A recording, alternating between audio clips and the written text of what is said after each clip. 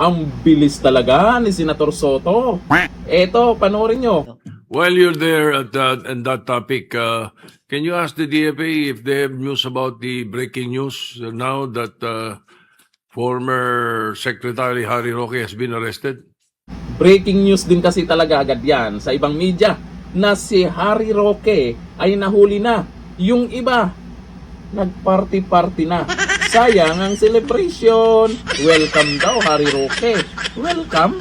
Ang katotohanan, hindi naman pala nahuli.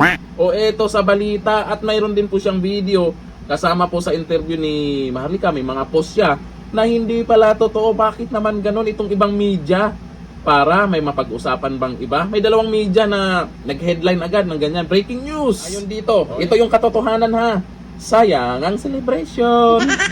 Pinabubulaanan ni dating presidential spokesperson Harry Roque ang mga kumakalat na balita sa social media ng kanyang umanong pagkakaaresto. Yung nagpakalat niyan, yung media na yon, ay alam naman natin kung kanino yon. Alam naman natin na minsan ay talagang halatang kanino papabor yung mga yan. Sa pamamagitan ng isang Facebook post ay nilinaw niyang walang katotohanan ang mga naturang balita. Patunay pa nga, babiyahe pa siya. May ticket pang pinakita. Paano naman yung mga naniniwala? Kayo-kayo na nga lang yung nagpapakalat ng fake news. Kayo-kayo na rin yung nabibiktima. Yung media, may dalawang media na may pa-breaking news pang nalalaman. Ewan ko lang kung binura ba nila yun o hindi kasi hindi ko na makikita sa post nila ano na, sino yung nagsabi sa inyo? At itong si Soto, ang bilis talaga ng reaction na. Pero sa ibang issue, nagre-react ba agad siya? Breaking news daw talaga. Excited. Akala naman ay totoo. Fake news na naman Ay dahil dyan, kahapon, napag-usapan agad yan. At yung ibang issue, parang napapansin ko. Itong si Saldico kahapon din, may inilabas na video, di ba? Kahapon din.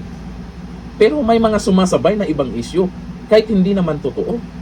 Pansin nyo, para siguro, imbis na yun ang pag-usapan ng tropa. Oy, si ganito, ang inilabas ni Saldico. Ay, hindi mo na. Meron pang naaresto daw. Para maiba yung kwento. Wag kami. Ayon dito sa mga nagkomento. Ito kay Hernan Igid. Nililigaw lang nila ang taong bayan sa totoong issue. Kung ano-ano na lang ang ipinapalabas nila sa social media. Yun din napapansin ko Abangan nyo.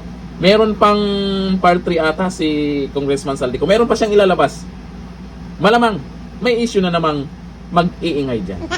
Sino bang susunod na magpapalabas ng issue? Nakaraan si si Trillanes, yung issue na sinasabi niyang si Bongo ay mayroong multi-million na bahay sa ganitong lugar pero wala naman pala. Sinabi pa nga niya doon na inimbitahan ng ICI ganito, pakpak ganon. Hindi naman pala totoo. Bandang huli napatunayan hindi totoo kasi tinanggi ng ICI yun. Tapos ano pa ba yung mga issue, yung sa warrant ni Senator Bato de la Rosa, pero ang sabi sa kabila ay wala pa naman daw. Spokesperson ng ICC sabi wala daw. Yung mga mga issue na parang pinantapat nila doon sa mga lumalabas na nangyayaring korupsyon ngayon, mga ebidensya na lumalabas, lumulutang sa social media, lalo na tong mga pinagsasabi ni dating Congressman Saldico. May mga iba ding issue na lumulutang dyan. Kaya depende na rin yan sa taong bayan kung paano nila titingnan kung ano talaga ang katotohanan, kung sino talaga ang nanggugulo lang sa nangyayaring issue ngayon.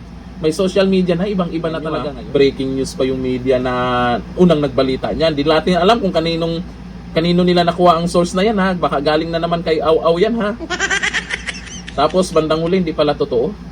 Dapat ipapatawag din nila yan sa Kongreso. Di ba nakaraan ang pinatawag yung mga vlogger? Iyan ang mas matindi dapat. Yung media na nagpapakalat ng fake news ang dapat imbestigahan lang. Bago kayo magpa-breaking news pang nalalaman, check nyo muna kung totoo yan. Sayang ang celebration. Hanggang dito na lang. Thank you. Bye-bye.